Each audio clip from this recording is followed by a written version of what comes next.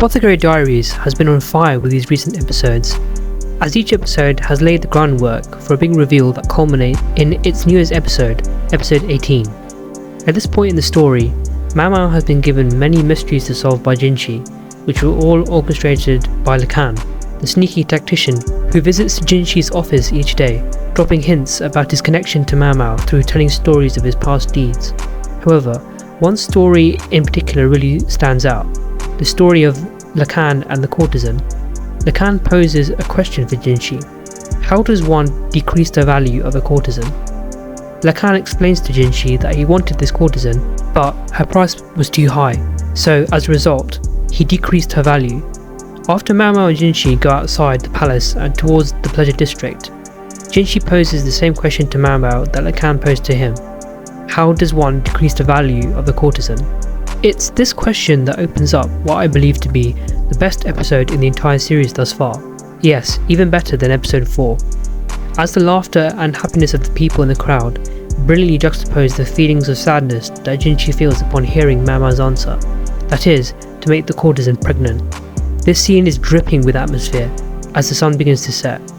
During MaoMao's flashback, the green tint helps to illustrate the connection between MaoMao and her mother, Fengxian, before the colours shift the brightness and warmth of the verdigris house, as MaoMao is welcomed back by her big sister Pyron. After heading into the annex, the viewer gets a glimpse of the best kept secret of the verdigris house, the body of the sickly Fengxian, reduced to a bedridden husk of her former self due to the syphilis infection inside of her.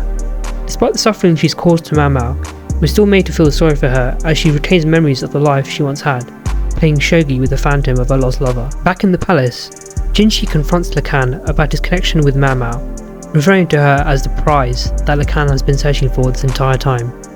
This exchange between these two characters reveals two key things.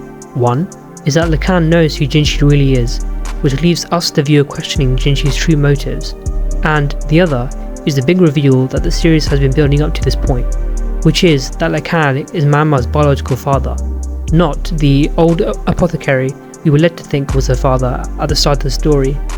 This scene is immediately followed by the most chilling moment in the entire series, as Jinshi is telling MaoMao about his meeting with Lakan and how he plans to visit her. She makes a horrifying face that shocks him to the point where he wishes never to see it again. The look of pure hatred and disgust she feels upon hearing her father's name shows that she hasn't forgiven him for the terrible things he did to her and her mother.